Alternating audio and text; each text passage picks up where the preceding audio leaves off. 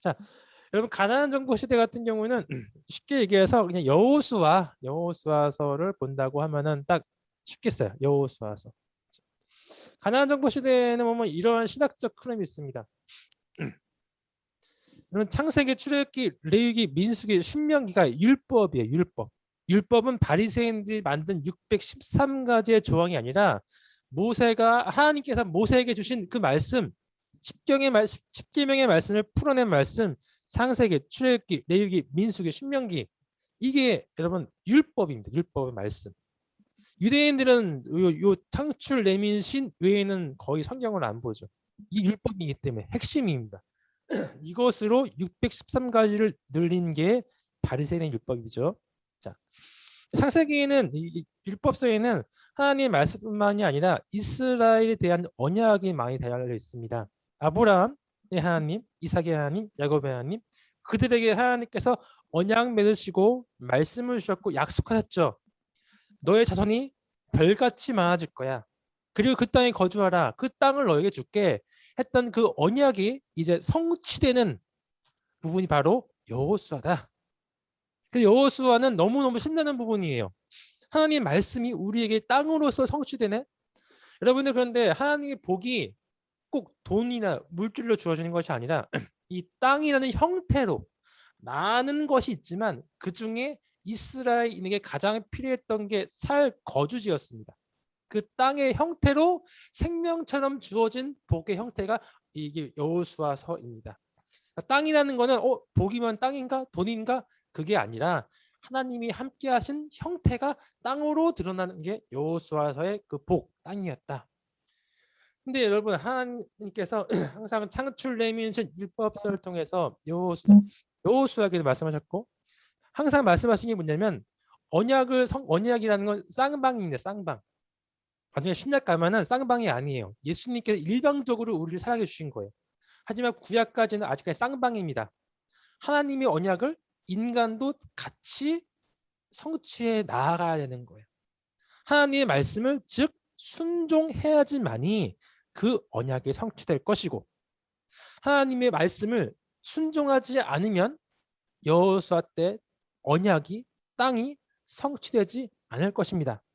여러분 이 핵심 포인트 알고 가시면 되겠습니다. 자 그래서 우리는 여호수아서를 보면은 항상 궁금한 것이 있어요. 아니 가나안 족속 가서 그 땅의 어린아이들까지 다 죽이라고 진멸하라고 했는데 왜 그렇게까지 하냐? 눈 땡글땡글 뜬 그 어린아이를 핏덩어리를 어떻게 죽이냐라고 했는데 거기에 대한 신학적인 정의가 원래는 창세기 때부터 창세기 그 노아의 홍수 다음부터 쭉 등장을 해요. 그때 주역이 등장을 하지만 가장 핵심적인 그 진멸에 대한 정당성이 드러나는 부분이 바로 레위기랑 신명기인데 오늘 레위기 잠깐 보겠습니다. 레위기 이렇게 나와 있습니다. 20장이죠. 20장은 죽일 죄입니다. 죽일 죄.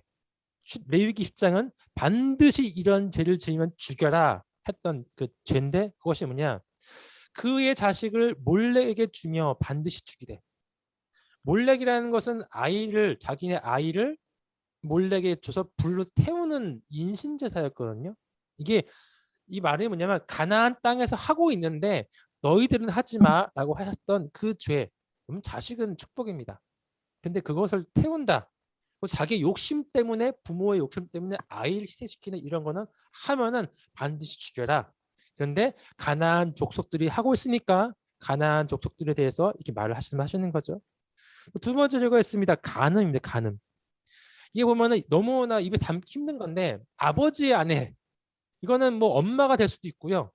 또 이제 아버지의 새엄마가 계모가 될 수도 있겠죠. 며느리 여인과 동침하듯 하는 남자와 동침 동성연애고요. 장모 남자가 짐승과 교합, 고모 숙부 숙모 숙부 형의 아내 이 하체를 범하다는 것은 성관계를 맺는다는 뜻이 등장합니다. 이것이 저기 창세기 9장에도 9장 맞죠? 9장에도 등장했고요. 노아의 하체를 덮었다 뭐 이런 말로 등장하고요. 하체를 범하다 성적인 말이거든요. 즉 그렇게 문란했던 곳이라고 말씀을 하는 거죠. 그래서 그러면서 그 죄가 이제 말씀하시길 너희는 나의 모든 규례와 법들을 지켜 행하라 라는 거예요. 너희는 그 땅에 있는 모든 죄를 짓지 마. 그러나 그들과 함께 있으면 너도 자연적으로 너도 모르게 물들게 될 거야. 그렇기 때문에 너는 절대로 그 족속들을 진멸하고 가까이 두지 말고 그 죄의 씨앗, 그 코로나에 대한 그 전염병에 대한 것을 일말도 조금도 두지 마 했던 것이 바로 여러분 바로 그것입니다. 그러면서 말씀하시죠. 그리하여 너희가 내가 너희를 인도하여 거주하는 땅이 너를 토하지 아니하리라. 이 토하다는 것은 그냥 토하는 게 진짜 성경에 이 어떻게 하냐면 완전 있는 걸 다 겨워내는 거거든요. 이 토하다는 히브리어가 성경책에 딱 2번 등장합니다. 2번. 첫 번째가 여기고요. 두 번째가 그 누구죠? 그 물고기에 있었던 물고기에 있었던 게 누구죠? 기억이 안 나네. 물고기에 있었던 요나가 하나님 말씀에 불순종하니까 물고기가 진짜 이렇게 역겨운 놈 하면 토한 게 그 토한 거거든요. 그러니까 너무너무 역겨운 사람들을 땅이 토하다. 야, 물고기가 노아를 토하듯이 그렇게 하지 마라. 땅도 널 싫어할 거야 라고 얘기를 하게 되죠. 자, 됐습니다. 자, 그러면은 오늘부터 이제 해보도록 하겠습니다. 자, 1장부터 5장까지는 정복 준비고요. 그리고 여러분 6장부터 12장까지는 정복입니다. 정복을 준비하는 부분이 5장까지고요. 6장 준비했으니까 6장부터 정복을 하겠죠. 정복했으니까 그 정복한 것들을 땅 분배를 이제 하는 거죠. 그리고 이제 22장부터 24장까지가 그 땅에서 살아갈 다음 세대들에게 너희들이 하나님을 섬겨야지만이 그 땅이 널 토하지 않고 오랫동안 살 거야 했던 그 여호수아의 마지막 피를 토하는 심정을 했던 그 설교 보겠습니다. 솔직히 봤을 적에 정복 준비라는 것은 순종의 준비입니다. 하나님 말씀에 순종하면은 땅을 정복할 것이요. 하나님 말씀에 순종하지 않으면 너희는 언약이 이루어지지 않을 거야. 그러면은 순종을 했으면 누가 싸우시죠? 하나님이 싸우시는 거예요. 인간들은 약간의 지원군일 뿐이지 하나님께 다 싸우십니다. 등장하게 보여드릴 거예요. 그리고 그랬을 적에 땅 분배라는 것은 진짜 땅을 받는 언약에 성취된 기쁨, 그걸 말하는 거고요. 권면은 하나님께 섬겨라. 하나님을 섬겨라. 자, 오늘 말씀 또 들어가겠습니다. 먼저 1장부터 5장까지인 정복 준비에 대하여서 우리 말씀을 보도록 하겠습니다. 여호수아서 1장 1절에는 이렇게 시작해요. 여호와의 종 모세가 죽은 후에 여호와께서 모세의 수종자 눈의 아들 여호수아에게 말씀하여 이르시되. 그렇죠. 근데 맨 처음 여호수아 처음 시작이 여호와의 종 모세가 죽은 후에 나온다니까요. 이 모세라는 인물이 어마어마한 인물이에요. 여러분 모세라면 어떻게 생각하십니까?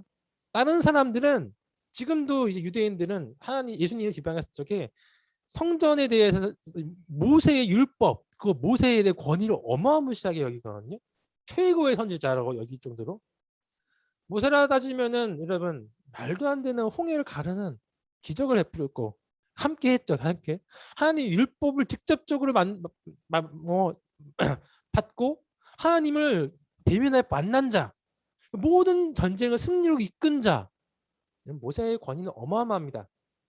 만약에 모세가 이 가나안 땅에 들어왔으면 이 가나안 땅에서 사람들이 보고 섬기는 신은 하나님이 아니라 인간이 될 거예요. 그렇죠. 그래서 여러분 앞으로 가나안 땅은 약속의 땅은 사람이 통치하는 땅이 아니어야 돼요. 뭐가 통치하는 땅이죠?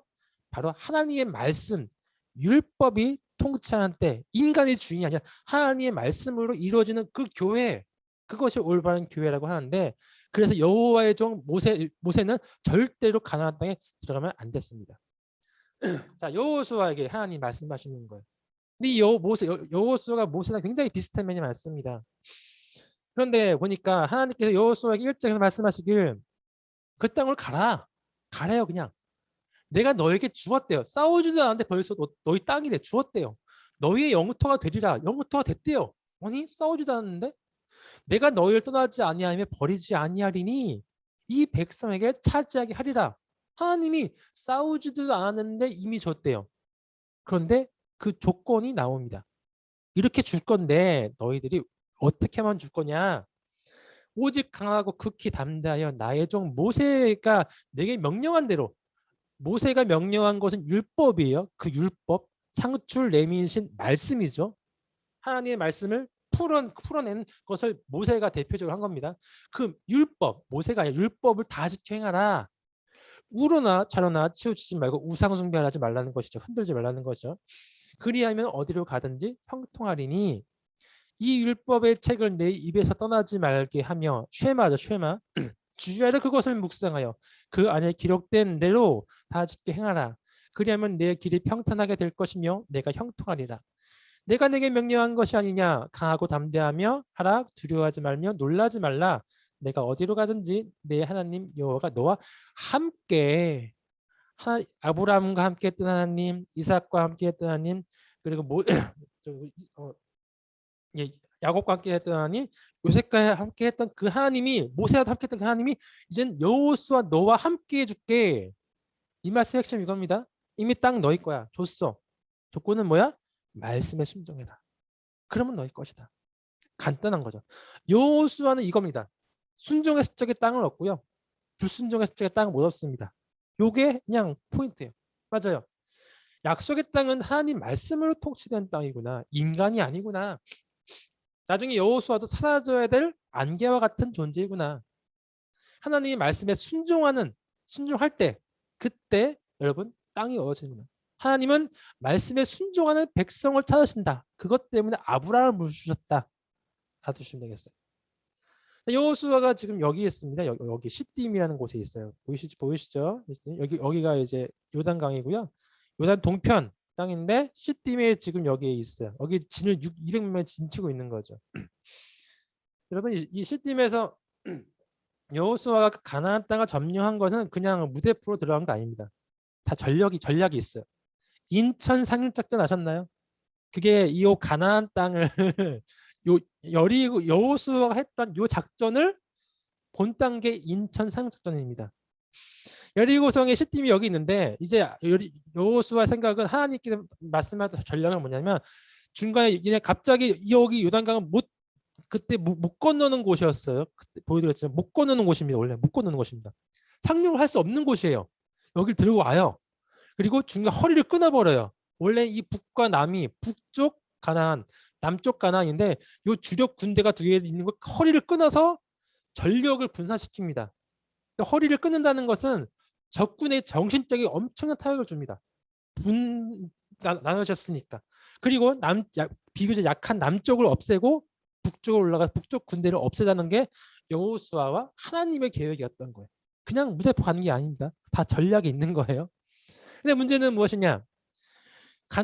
여리고성에서 먼저 취할 성은 이제 보시면 이제 여리고성을 취할 건데 시팀에서 여리고성은 가나안 땅에서 가장 강력한 땅이었어요. 요 여리고성을 무너진다는 거 상상도 할 수 없고요. 이 가나안 땅에 가장 강력한 성이 무너지면은 정신적인 타격은 그야말로 어마하게 무시하게 클 것입니다. 이것 때문에 가장 강력한 맞짱 떠 대장 나와 대장 먼저 무찌르는 거죠. 그런데 보시면은 이 여리고성에 있는 병력이 정확히 모르니까 이 여호수아가 2명의 정탐꾼을 여기에 보냅니다. 여기서 한번 이제 확대해 볼게요. 보죠. 이제 여호수아가 여기서 정탐꾼을 2명을 여리고에 보낸 거예요. 그때 라합이라는 기생을 만났는데 라합은 나중에 예수님의 족보에 등장하는 여인이죠. 이 라합이라는 사람이 물어보지도 않았는데 이스라엘 사람을 만나고 나서 자기가 먼저 이러한 말을 통해내요. 중요한 말입니다. 여호와께서 이 땅을 너에게 주신 줄 내가 아노라. 아니 이스라엘 사람도 아니고 가나안 땅 주민이 자기 나라 이미 너희 거래요. 싸우지도 않고 이미 너희 땅이래. 왜 그랬을까요?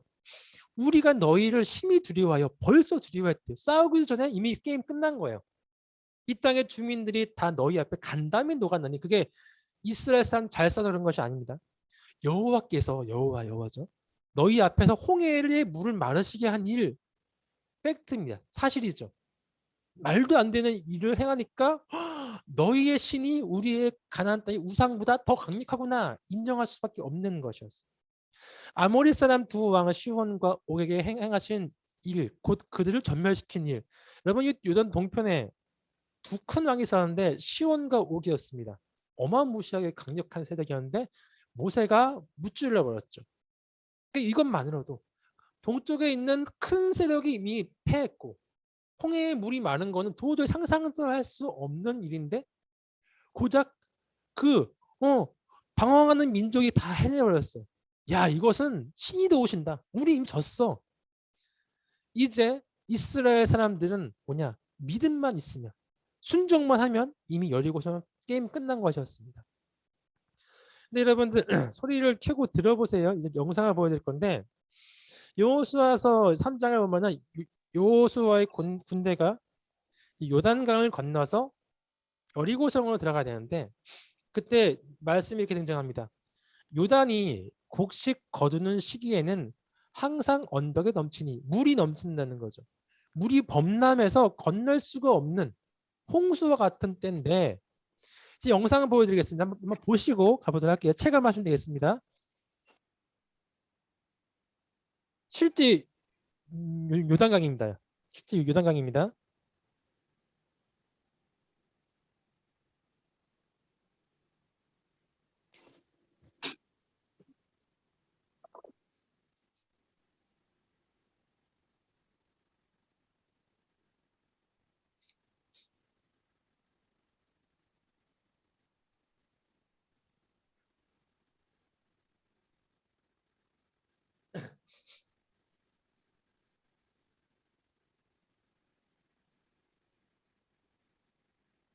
여기까지. 실제 요단강인데 여기는 비교적 강폭이 좁은 곳이에요. 근데 여리고성에 가는 그 길목은 조금 더 넓었겠죠. 근데 하나님께서 언약궤를 메고 어, 언약궤를 메고 백성들이 요단강을 건너려고 자기 장막을 떠날 때에 제사장들이 언약궤를 메고 백성 앞에 나가라고 말씀하시는 거예요. 근데 그 물이 봤던 그러한 물이에요. 사람이 도저히 지나갈 수 없는 물인데 지나가라. 궤를 맨 자들이 요단강에 이르러 그다음에 궤를 맨 자들이 발에 물이 잠기자. 물에 잠기면 이미 무거운 게 있기 때문에 물에 쓸려 내려가는 거는 죽는 거는 한순간입니다. 가라 이거죠. 근데 누가 먼저? 제사장들이 리더들이 먼저 목숨 걸고 나아가라. 백성들은 따라갈 거다. 어떻게 합니까? 따라가죠. 목숨 걸고 간 거야. 그 물을 건넌 겁니다. 순종했을 적에 여호와의 언약궤를 맨 제사장들은 요단 가운데 마른 땅이라고 또 나오죠. 마른 땅은 말도 안 되는 거죠. 그게 물이 넘치는 시기에 마른 땅에 굳게 섰고 그 모든 백성이 요단을 건너기까지 마칠 때까지 모든 이스라엘은 그 마른 땅으로 건너갔더라. 말도 안 돼. 물이 범람한 심지어 몇 초밖에 안 되면은 거기 확 그냥 쓸려 내려가는 그러한 땅을 하나님이 길을 여셔서 갔다는 거죠. 여호수아와 백성들이 순종할 적에 하나님이 길을 여십니다. 자, 다음 넘어가겠습니다. 자, 이렇게 길을 건너갔어요. 이미 이것으로만으로도 여리고성은 큰 충격에 휩싸였습니다. 어떻게 그 땅을 건너왔어? 물을 건너왔어? 말도 안 되는데. 그리고 나서 이제 여호수아는 길갈이라는 여기에 진을 칩니다. 이제부터 길갈이라는 곳은 본부입니다. 여기서 여리고 출적에도 갔다가 오고 아이성을 출적에도 갔다가 와요. 여기가 총 본부입니다. 200만 명은 여기 있고 군대만 왔다 갔다 하는 거예요. 자, 그런데 여기서 이제 시작하자마자 전쟁 무기를 만들고 싸울 준비를 해야 되는데 그것이 아니라 하나님이 명령하신 대로 여호수아가 부싯돌로 칼로 만들어 할례산에서 이스라엘 자손들에게 할례를 행하니라. 할례 뭔지 알죠? 남자의 생식기의 그 앞부분을 자르는 건데 창세기 34장에서 여러분 시므온과 레위가 자기 누이를 강간했다고 해가지고 할례를 시키잖아요. 할례한 그 족속들이 많았거든요. 단 2명이 가서 다 죽여버렸어요. 그만큼 할례를 하면은 전투력은 여러분 상실됩니다. 일주일 길게는 보름 정도 싸울 수가 없어요. 그런데 여리고성 앞에 적진 앞에서 그렇게 했다? 그냥 목숨 내놓은 거예요. 죽겠다는 거예요. 하나님에 대한 무한 신뢰가 없으면 도저히 할 수 없는 거. 믿었다. 목숨 걸고 믿었다는 뜻입니다. 또 이스라엘 자손들이 길갈에 진을 쳤고, 길갈이죠. 그달 14일 저녁에는 여리고 평지에서 유월절을 지켰으며, 유월절 양 잡고 할 시대입니까? 앞에 있는데. 우리 아이들 같은 경우도 너무 급한데, 시험이 급한데 어떻게 신앙을 밀어야지 어떻게 그렇게 됩니까? 근데 하나님 말씀은 뭐죠? 적진이 앞에서라도 유월절 지켰다고 말했어요. 그냥 전쟁은 너희가 하는 게 아니라 하나님이 하시는데, 하나님은 언약 가운데 순종했던 백성에게만 내가 함께 하신다 하는 신학이 담겨 있는 거죠. 또 그 땅의 소산물을 먹은 그 다음 날에는 만나가 그쳤으니, 그 사람들이 이스라엘 백성들이 200만 명이 가서 여기서 이제 곡식을 먹었겠죠. 좀 주게 먹었겠죠. 먹은 다음 날 만나가 그쳤어요. 이제 이 사람들은 만나가 그쳤기 때문에 다시 애굽으로 못 들어갑니다. 먹을 게 없으니까. 죽어도 여기서 죽어야 돼요. 그 해 가나안 땅에 소출을 먹었더라. 믿음을 나아갔다. 이미 궁지에 몰려서 먹을 것도 없으니까 우리 이거 보름 안에 며칠 안에 여리고에서 천년 못하면 우리 죽는다. 목숨 걸자 해서 나아갔더라. 완전한 순종이 들어 있습니다. 이 전쟁의 승패는 이스라엘 실력에 달려 있는 게 아니에요. 이스라엘은 솔직히 오합지졸입니다. 정규 군대도 아니고요. 공성병기가 있겠습니까? 여러분 사막을 건너왔는데 하나님께 순종하는 것밖에 없어요. 무기는 뭐라고요? 하나님이 무기예요. 하나님이 힘이에요. 여호수아와 군대들은 힘이 없습니다. 여호수아가 이제 여리고성에 행군을 해서 길가에서 여리고성 앞으로 왔죠. 여리고성을 딱 보니까 부담이 어마무시한 거예요. 1장 1절에 뭐라 했습니까? 여호와의 종 모세의 수종을 듣는다. 수종. 급이 낮다는 얘기죠. 그러니까 이미 여호수아가 지휘관이 된 순간부터 부담이 엄청난 거예요. 200만 명의 목숨을 이 자기 손에 달려 있고, 여리고성에 있는 병력은 200만 명을 한 번에 죽일 수 있는 병력입니다. 어마무시한 병력입니다. 가장 강력한 상이고요. 이때에 여호수아와 모세를 엄청 비교하려고 그랬거든요. 우리가 여호수아 믿을 수 있을까? 그래도 모세 아니면 안 되지. 여호수아 능력 없는데. 순간 여호수아의 리더십이 와야 되면은 이스라엘이 와야 되고 그냥 다 죽는 겁니다. 이 모든 것이 200만 명의 목숨이 여호수아 어깨에 달렸는데 얼마나 힘들까, 중압감이. 그래서 여호수아는 항상 머리 생각할 수밖에 없는 거예요. 이런 오래 빠진 거죠. 하나님은 무조건 내 편이어야 돼. 하나님이 안 도와주시면 200만 명이 다 죽고 우리는 안 될 수 없을 거야. 하나님 말씀 지키셔야지. 하나님은 무조건 내 편이어야 돼. 근데 이게 잘못된 말이죠. 하나님이 내 편이니까 우리가 하나님 편입니다. 이것 때문에 사람들, 요즘 기독교인들이, 교회들이 많은 실수를 한다는 얘기죠. 하나님은 무조건 교회 편이어야 돼. 하나님은 잘못된 이러한 여호수아의 잘못 삐끗하면 잘못 나갈 수 있는 여지를 잡아주십니다. 여호수아가 행군하고 있는데 저기 산 높은 곳에 칼을 맨 자가 한 명이 딱 등장을 하는 거예요. 가뜩이 날이 섰던 여호수아는 말을 끌고 가가지고 칼을 딱 들이대면서 이렇게 얘기하는 거죠. 너는 우리를 위하느냐, 우리의 적들을 위하느냐, 아군이야, 적이야? 이게 여호수아의 사고방식입니다. 여호수아는 지금 전쟁을 앞에 두고 있으니까 적군 아군밖에 없어요. 아무것도 안 보여요. 하나님도 좀 잠깐 왔다 갔다 하는 것 같아요. 너무너무 지금 여기에 집중하니까. 인간들은 많이 그렇잖아요. 또 집중하다 보면 그렇게 되더라고요. 이때 이 사람이 하는 말이 뭐냐면, 나는 여호와의 군대 대장으로서 지금 왔느니라. 나는 하나님의 이름을 갖고 왔어. 내 발에서 신을 벗으라. 내가 선 곳은 거룩하니라. 내 발에서 신을 벗으라. 내가 선 곳은 거룩하니라는 얘기는 하나님께서 모세에게 했던 말입니다. 그 뜻은 뭐냐? 너가 하나님 앞에 바로 서라. 중요한 말이에요. 하나님 앞에 몸과 마음을 바로 잡아라. 넌 지금 삐끗 핀트가 어긋나 있어. 이 뜻은, 야, 하나님이 네 편이냐? 하나님은 네 편 아니야. 하나님이 인간 편인 적 없어. 인간은 옳지 않거든요. 너가 가장 옳으시고 선하신 정의의 하나님, 그 하나님의 편이 되라. 율법에 순종해라. 여호수아 그 순간 알아들었어요. 내가 실수했구나. 잠시 정신 나갔었구나. 그때서 여호수아가 그대로 행하니라 하면서 군대장관 앞에 무릎을 꿇었죠.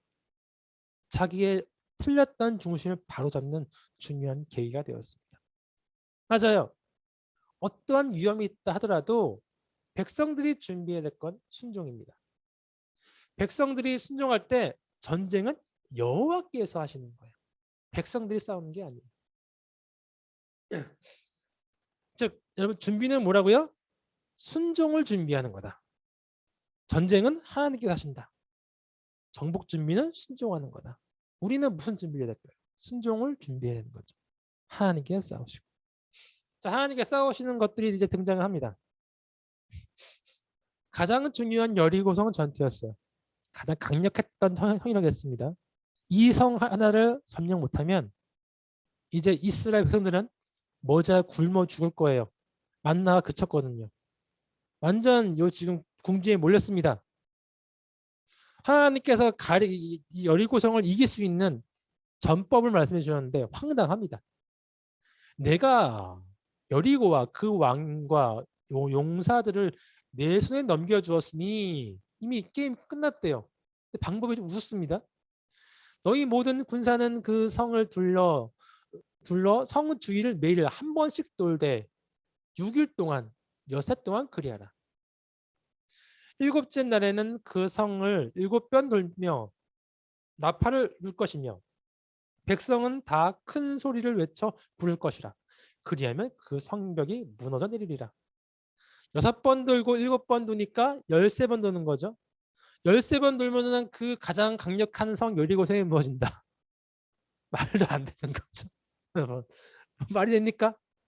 하나님은 이거예요. 말도 안 되는 걸 시키는 거예요. 그냥 말도 안 되는 거 시켜야 내 능력대로 된 게 아닌 거 알거든요. 하나님이 가장 약한 자를 쓰시는 이유는 뭐냐면 기드온 시대로 했습니다.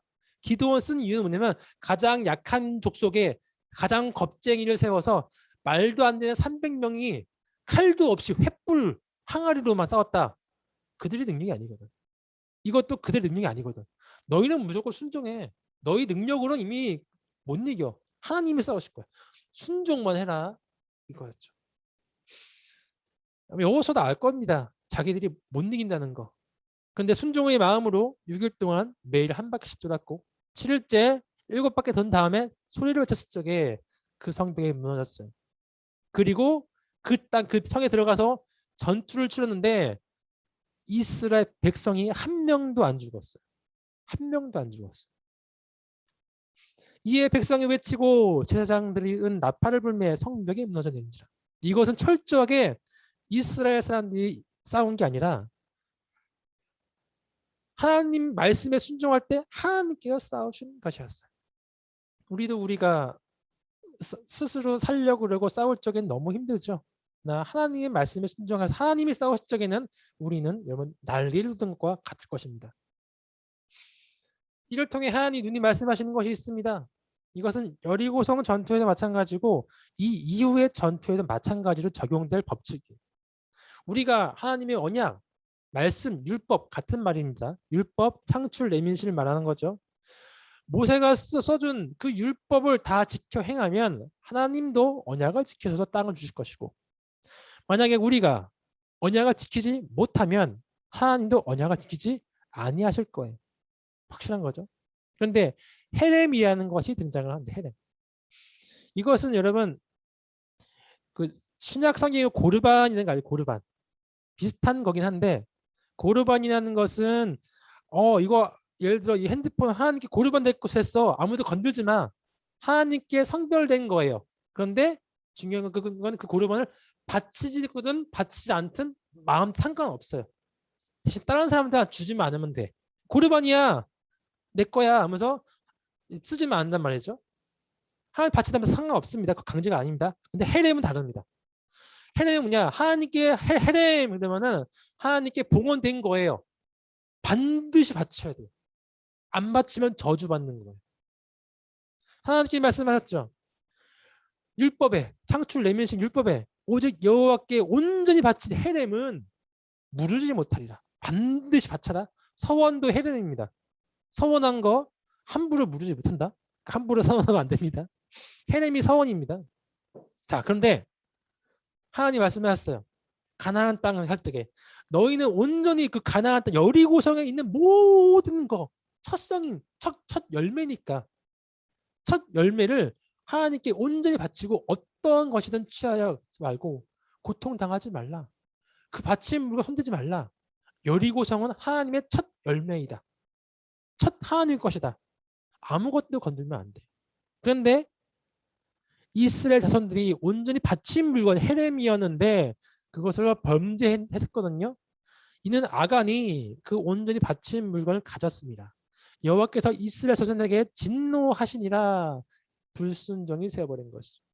딱 그 한 명, 코로나 그 한 명이 감염된 거예요. 그걸로 인해 모든 이스라엘이 좀 있으면 완전 감염되어서 모든 이스라엘 병들게 죽게 될 것을 하나님이 아신 거예요. 너 불순종이 벌써 들어왔네? 안 돼. 여러분 그래서 이제 보시면은 여리고성을 점령했던 이스라엘 백성들은 의기양양했습니다. 야 우리는 다 할 수 있어. 이길 수 있어. 아이성이라는 것은 굉장히 작은 성입니다. 작습니다. 성경에서 얘기하는데 이미 여러분 불순종으로 인해 이미 패배한 전투였어요. 정탐꾼이 올라갔다가 아이성에 대해 이렇게 보고를 내립니다. 백성 다 올라가게 하지 마시고요. 60만 명 군대 갈 필요도 없어요. 작아야 작아. 여리고성에 비하면 완전 그건 아무것도 아니거든요. 2, 3천 명만 올라가서 즉 모든 병력의 3천 명이 50분의 20분의 1, 20분의 1만 올라가서 아이성 점령하게 하세요. 그건 아무것도 아니에요. 이미 이긴 거예요. 이렇게 여러분 연락이 왔습니다. 이길 줄 알고 여호수아가 하나님께 물어보지도 않고 전투를 치렀거든요. 아이성에 갔는데 아이 사람들 앞에서 도망하니 아이 사람들이 36명쯤 이스라엘 사람들을 쳐 죽였어요. 백성들의 마음이 녹아서 물같이 돼서 사기가 완전 떨어졌습니다. 아니 전투에 36명쯤 죽을 수 있잖아요. 근데 이걸 통해 두 가지를 알 수 있습니다. 여리고성 전투에서는요. 한 명도 안 죽었어요. 36명 죽은 거 충격이었어. 더 작은 성읍에서. 심지어 36명 죽은 걸 도망했다? 이스라엘 사람들은 오합지졸입니다. 그들의 힘으로는 아이성도 점령하지 못하는 사람들이에요.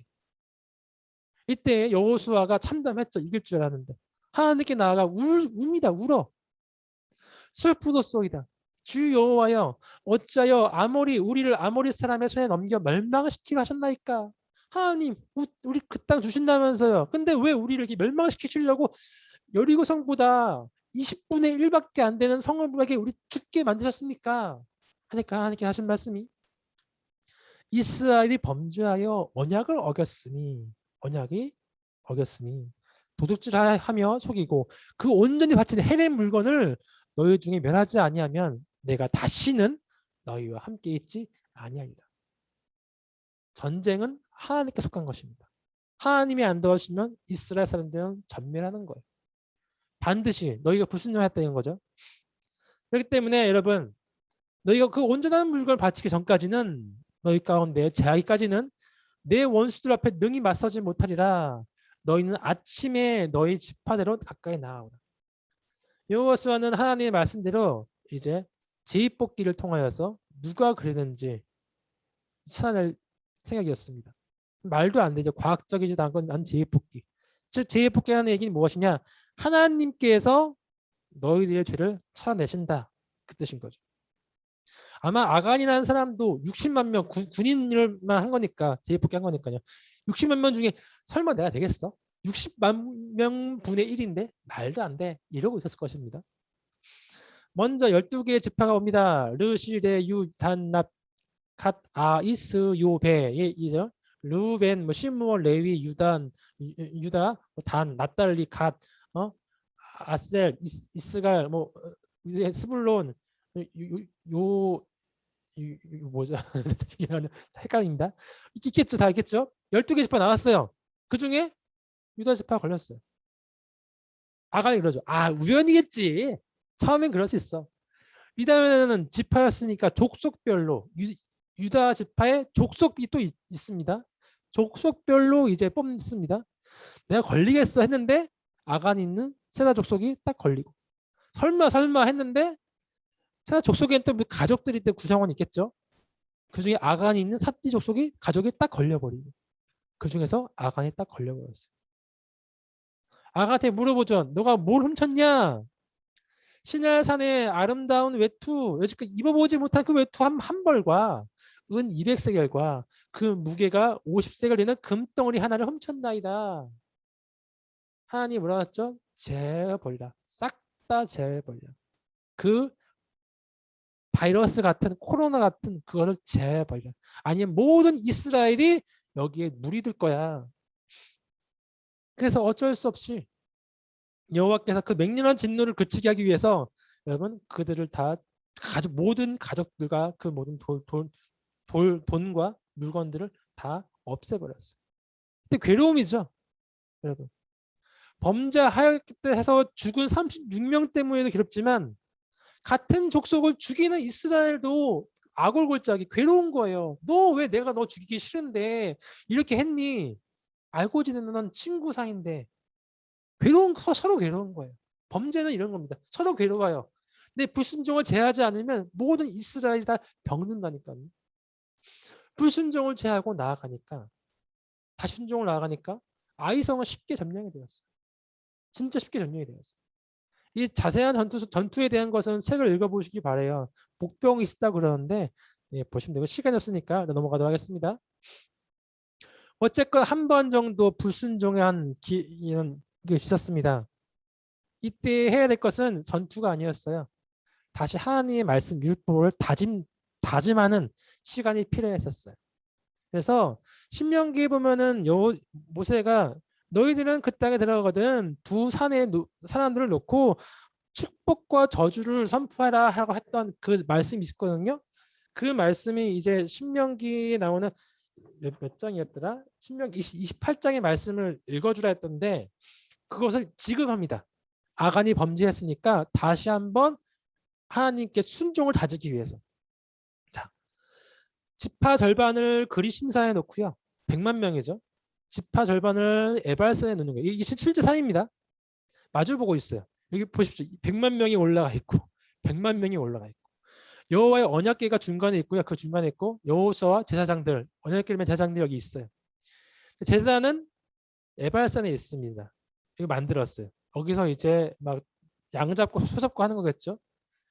제단이 에발산에 있는 이유가 있습니다.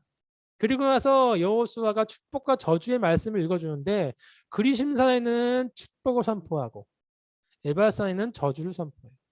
이렇게 말하죠.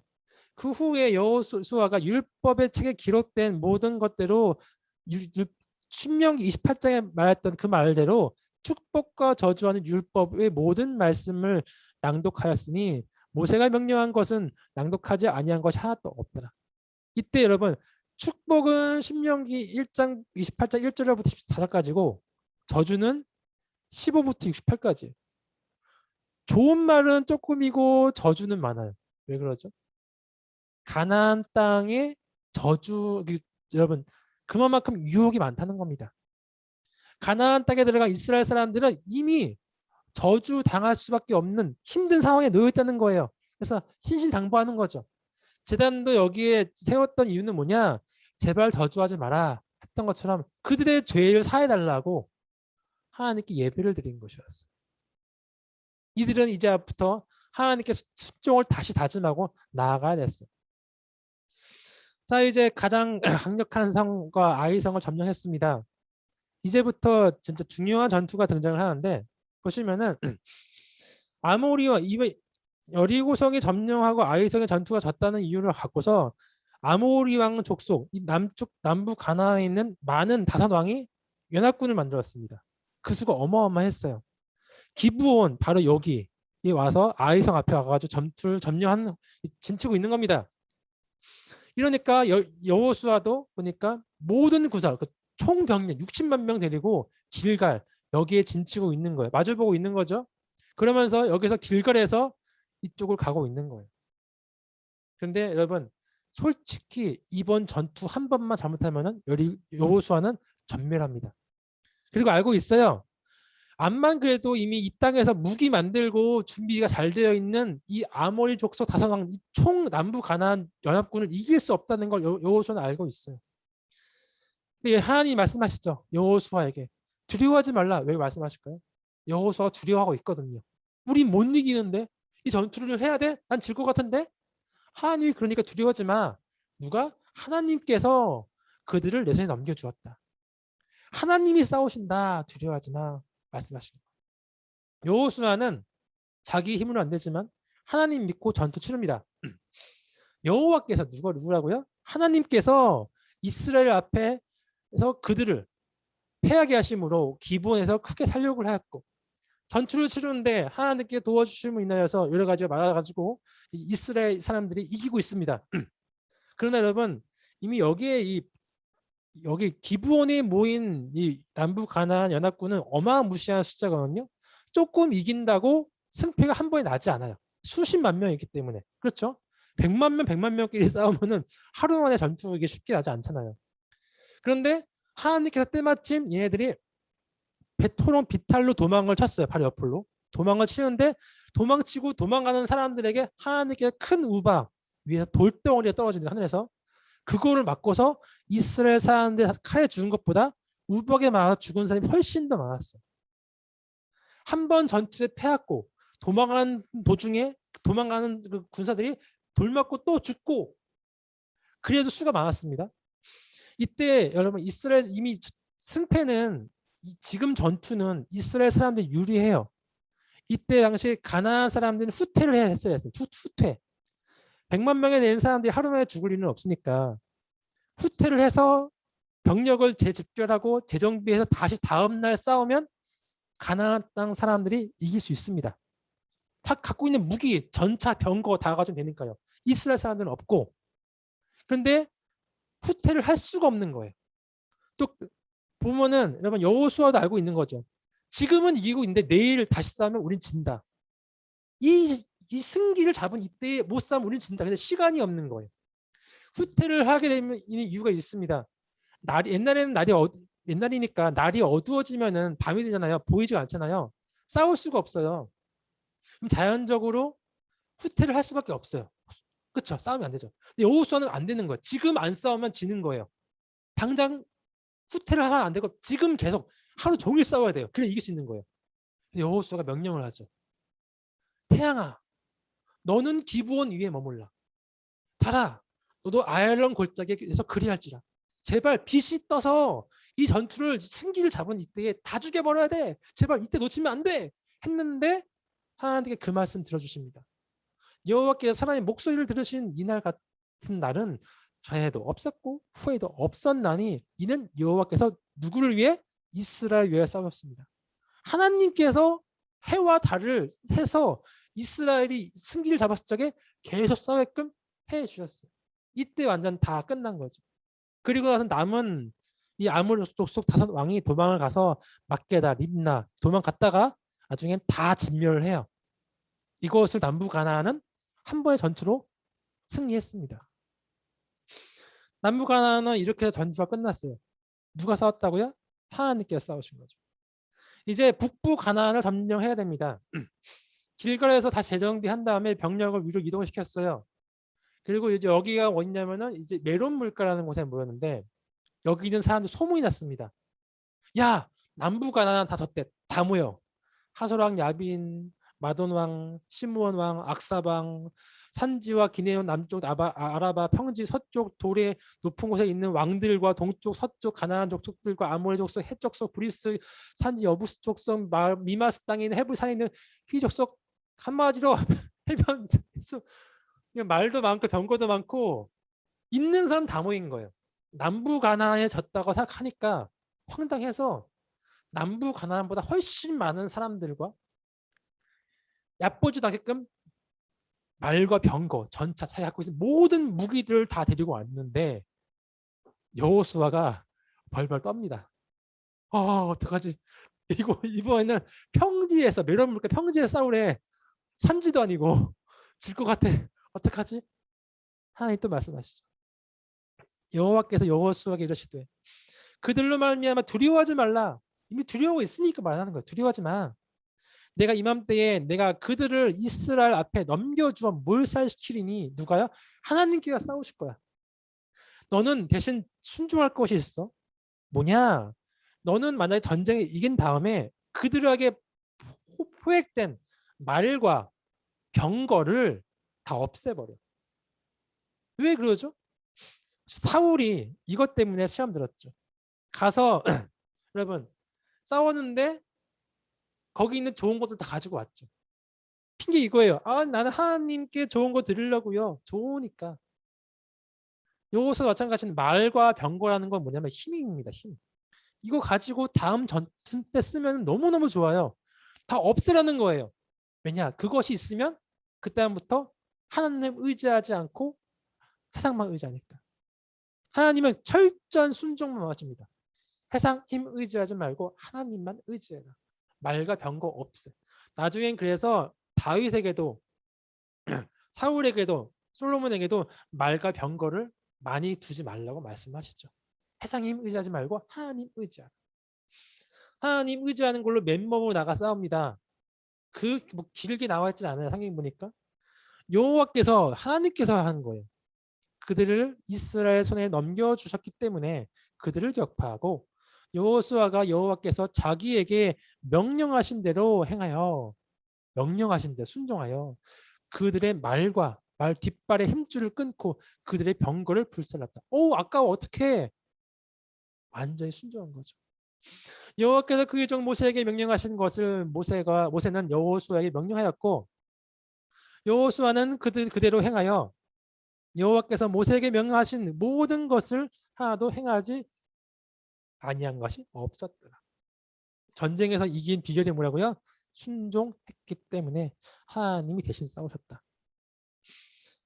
이 이후에 또 전투가 등장하는데 솔직히 이건 다음에 등장한 전투는 원래 남부가나안 때 했던 건데 나중에 총 정리하면서 그때는 그런 것이 있었다라고 후기에 작성된 것이었어요. 아낙 사람들과 싸운 게 있었습니다. 원래 남부가나안 전투였습니다.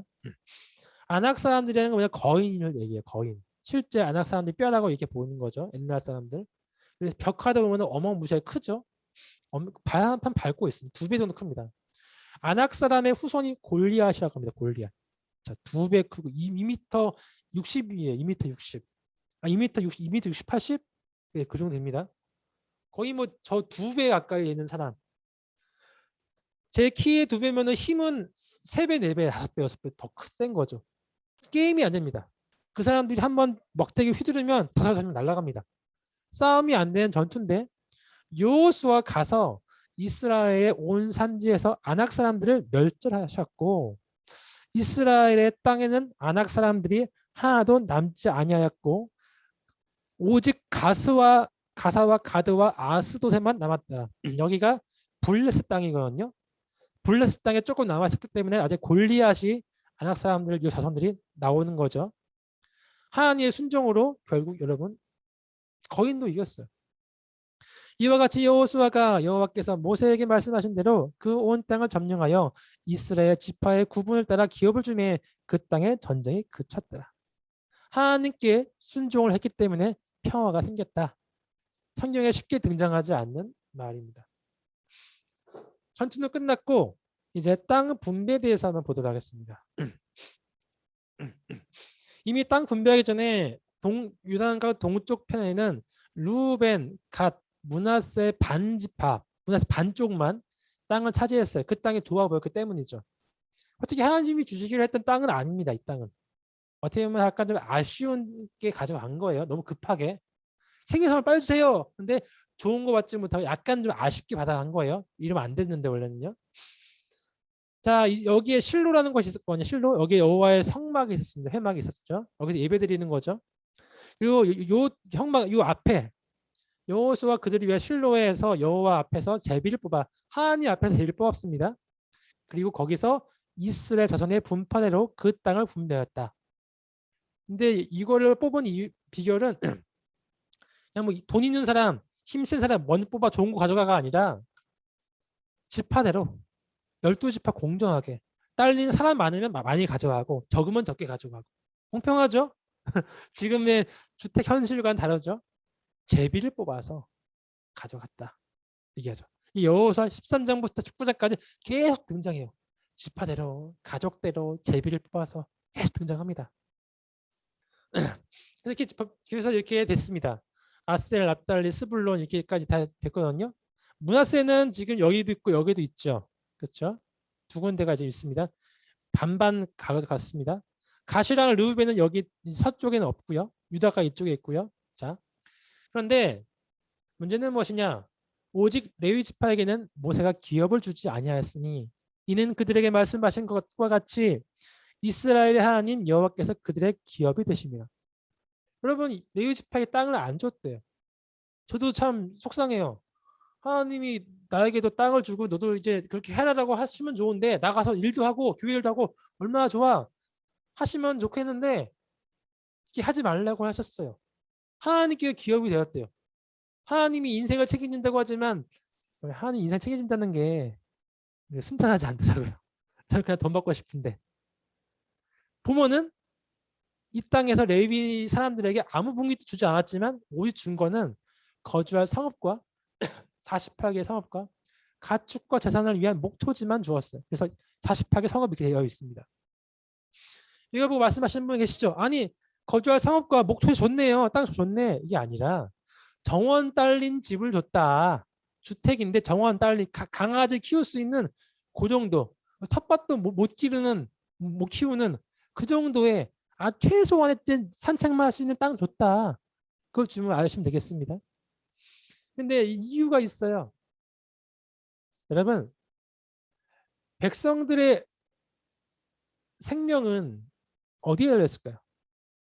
백성들이 땅에다가 맛있는 걸 많이 심고 돈을 벌어가지고 경제적으로 막 부유해지면은 그들이 영원토록 살 수 있고 부국강명해지는 걸까요?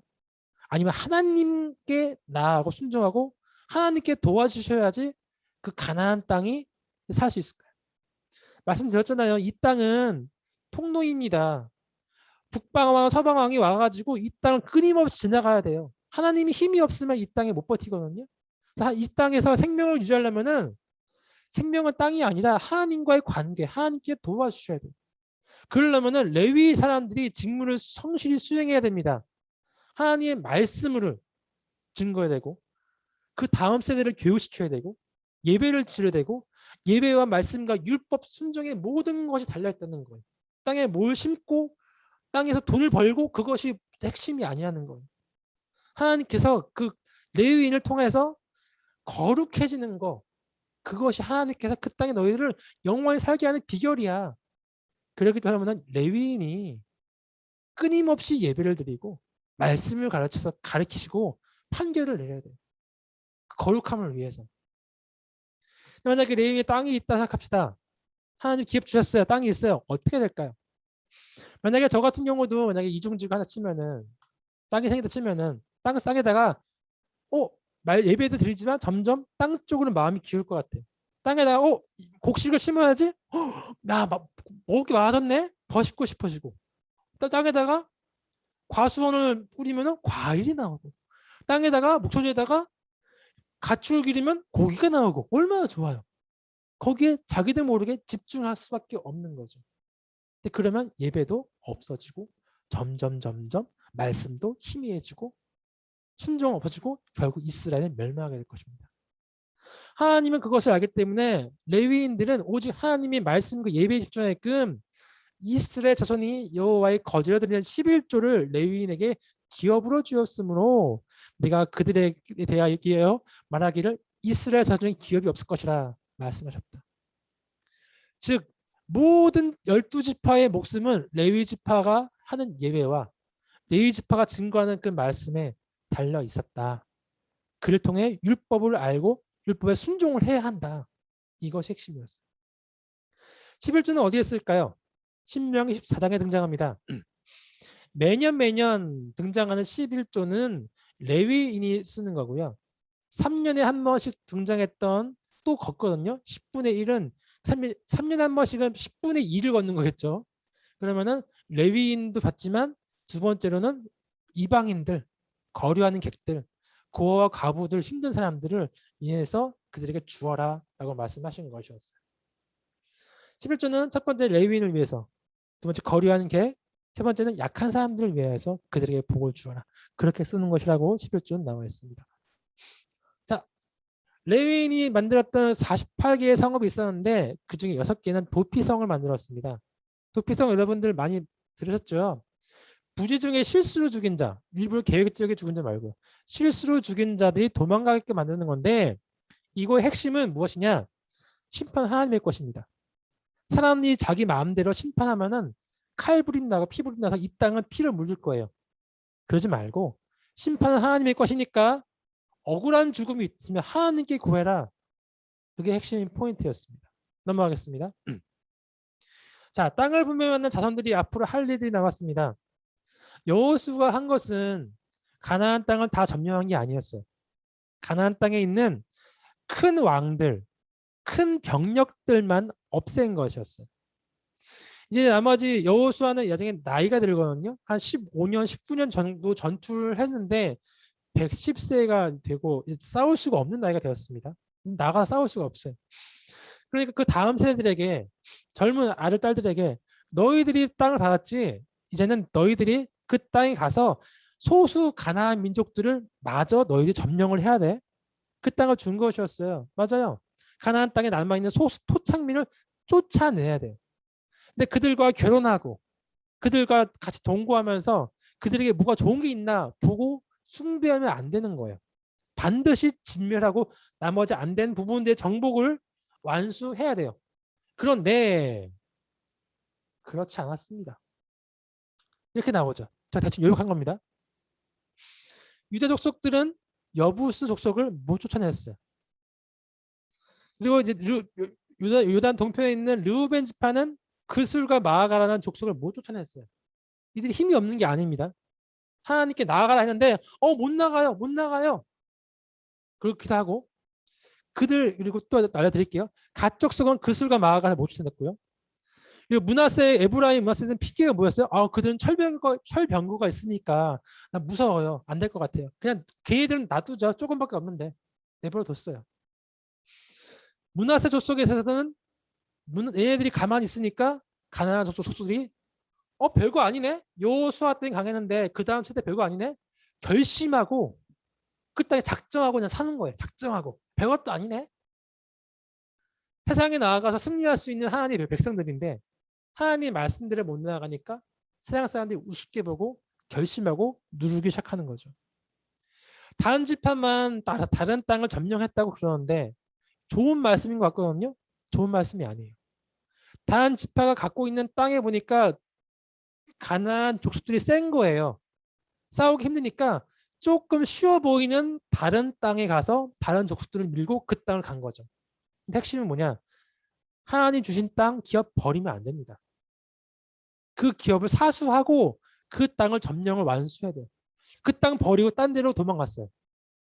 그래서 나중에 다음 주 사사기 때도 보였지만 다는 요한계시록 7장에 등장하는 14만 4천 명의 이름 중에 없습니다. 하나님의 기업을 버리고 도망간 족속. 그들에게는 하나님이 복이 있지 않아요. 최악이었죠. 단 지파가. 그러나 므낫세 자손이 그 성읍들의 주민을 쫓아내지 못함에 가나안 족속이 결심하고 그 땅에 거주했다. 근데 왜 못 쫓아냈을까요? 단순히 강해서? 그런 것뿐만도 있지만 여러분 이스라엘 사람들은 40년 광야를 돌고 오면서 싸움만 했습니다. 싸움 외에는 할 줄 아는 게 없어요. 농사 지을 줄도 모르고요. 목축업할 줄을 몰라요. 근데 가나안 족속들은 이미 목축업이라든가 여러분 농사 짓는 거에 귀재입니다. 그들이 노하우를 얻는 것보다 그 가나안 족속에 가가지고 어떻게 농사해? 어떻게 하면 돼? 물어보는 게 더 빨라요. 기술을 배우는 게 더 빠르단 말이죠. 그렇기 때문에 살려둔 것도 있습니다. 농사를 지어내니까 가나안 족속들을 살려두고 그들이 갔는데 가나안 족속들이 농사를 짓는 기술 중에 모든 게 다 바알과 아세라가 들어가 있어요. 아세라는 대지의 여신, 바알은 하늘의 여신, 하늘의 남신이 비를 내려줘야 아세라가 그 비로 소산물을 내. 아세라와 바알을 숭배하는 게 너희가 이 땅에서 잘 먹고 잘 살고 농사를 잘 지을 수 있는 비결이야. 자연적으로 가나안 족속들 진멸하지 않고 농사를 배우다 보니까 하나님을 버리고 우상을 숭배할 수밖에 없는 거죠. 그러니까 나중에 단지파가 또 음행하고 가나 음행 다 나오죠. 다음 주에 볼 겁니다. 즉 불순종하기 시작했어요. 또 하나 있습니다. 여러분들 나중에 오늘 절기 얘기를 하기로 했죠. 절기가 지금 보면은 책 지금 97페이지부터 있는데요. 지금 100페이지 101페이지 나왔으니까 PPT 안 보시면 교재 100페이지, 101페이지 보시면 되겠습니다. 시간이 없으므로 큰 얘기는 안 할 거예요. 이스라엘 절기에는 7가지 절기가 있습니다. 보시면 6월절 아시죠? 모세가 6월절 나와서 6월절 지낸 그게 있죠. 이때 나중에는 이스라엘 때 3대 절기로 6월절, 오순절, 칠칠절, 장막절 3대 절기인데 나머지 절기들은 이제 있고요. 나중에 읽어보시면 되겠습니다. 근데 중요한 건 여기서 중요한 거는 지금 마지막 절기인 장막절이 이게 중요해요. 뭐라 나와있죠? 7월 15일부터인데 천하 만국이 예루살렘으로 올라와 초막절을 지킬 것이라. 이게 포인트인 거예요. 왜냐? 신명기 말씀에 나와 있었거든요. 모세가 그들에게 명령을 이르기를 매 7년의 끝해에, 그러니까 옛날처럼 요즘 차가 없고 인터넷이 발달 안 됐으니까 매주일마다 예배를 드리는 것은 아니고 그때 이제 각 48개의 성읍에서 레위인들이 말씀을 가르쳐 주긴 하겠죠. 그러나 7년이 한 번에 뭐냐? 안식년. 그때는 농사를 지으면 안 돼요. 그때에 초막절날 7월 15일 날에만 모든 사람이 실로 여기로 다 므낫세, 갓, 르우벤 모든 사람이 모여서 하나님께 예배를 드려라. 그러면서 한 게 뭐냐? 중요한 게 율법 낭독. 왜? 말씀을 알지 못한 자녀들에게 율법을 배우기 위해서 하나님을 알게 하라. 그거였거든요. 중요한 거죠. 7년에 한 번씩. 근데 여기 있는 사람들은 오기 쉽습니다. 이 지형이 나와 있죠. 산맥이 있고 있는데 산맥 안쪽에 있는 사람들, 유다, 베냐민 이 사람들은 오기 편해요. 그런데 산맥 2개를 넘어가야 되는 르우벤, 갓, 므낫세는 오는 게 너무너무 힘들어요. 7년에 한 번이 할지라도. 솔직히 여러분 7년에 한 번 안식년 합니까? 사람들이 아직 안 했을 거예요. 왜냐? 그 7년도 그때도 심으면 나오는데 굳이 쉴 필요 뭐 있어? 더 큰 농사와 재력을 위해 야 안식년에서 일하자. 그렇게 했을 거예요.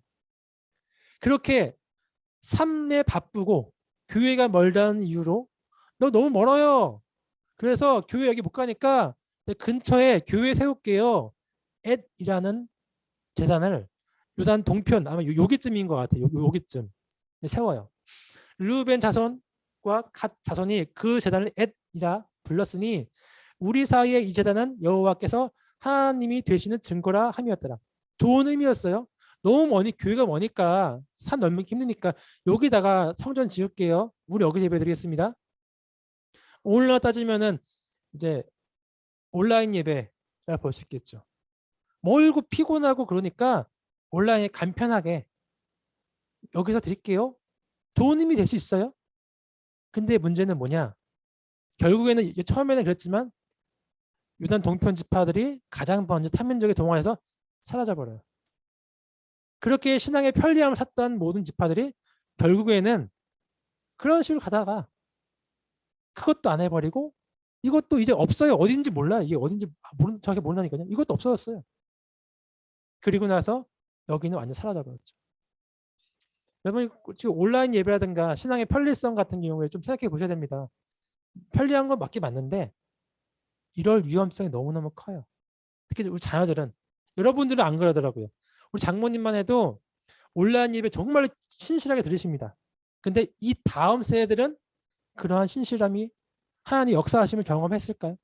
그러한 사람들이 온라인 예배를 이어받았을 적에 과연 잘 드릴까요? 역사는 그렇지 않다고 얘기해줘요. 사라졌다고.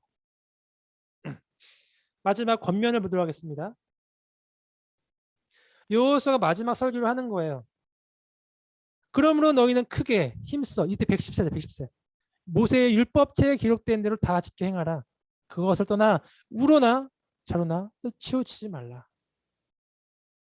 그런데 이것은 말씀에 순종하는 얘기죠. 그 다음 말씀 있습니다.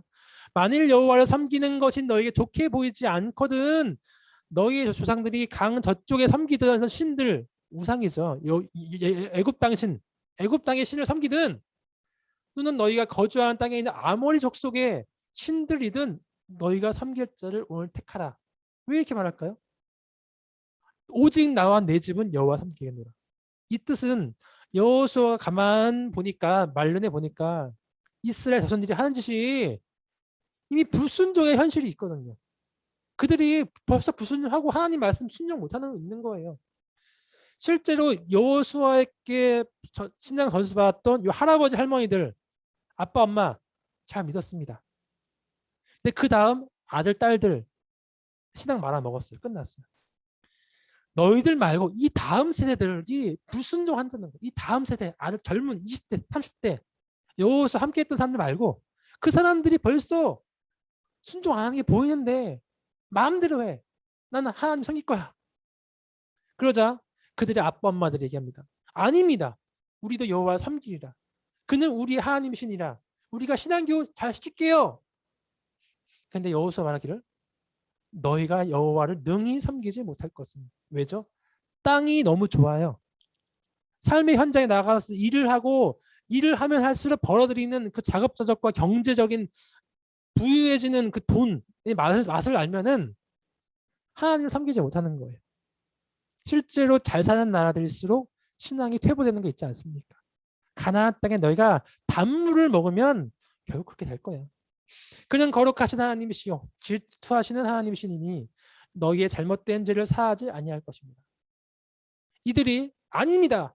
하겠습니다. 해가지고 그날에 언약을 내었어요. 반드시 할 거라고. 섬기겠다고. 율법을 만들고요. 법도를 만들었어요. 그러니까 규칙을 만든 거죠. 몇 년 며칠 이렇게 하고 그 말씀들을 다 책에 적었어요. 그것도 안 되니까 큰 돌을 세워가지고 거기다 증거를 만들었어요. 뜻이 뭐냐? 너희들은 죽지만 나도 죽지만 이 돌이 우리의 증거가 되리니 이는 여호와께서 우리에게 하신 말씀을 돌들이 들었대요. 사람이 돌들이 들었대. 돌들에게 찬양을 하리라 했던 말씀이 생각나죠? 너희가 너희 하나님 부인하지 못하도록 이 돌이 증거가 되리라. 이게 모세가 했던 거와 모세의 신명기 마지막 설교와 똑같은 내용이죠. 여호수아는 확실히 했어요. 그런데 여호수아 다음 세대들은 신앙을 잘 저수 받았을까요? 이게 사사기의 포인트입니다. 여기서 이어지는 거예요. 자, 정리하겠습니다. 창출 내민신 이것은 말씀이고 율법이에요. 하나님의 언약이에요. 이 말씀이 성취되는 것이 여호수아이고요. 성취되는 이유는 말씀에 순종하였을 때 그것을 한 여호수아는 다음 세대에게 말씀에 순종하라고 권면하고 끝나는 게 여호수아 말씀이죠. 다 같이 한번 우리 음소거를 해제하겠습니다. 음소거.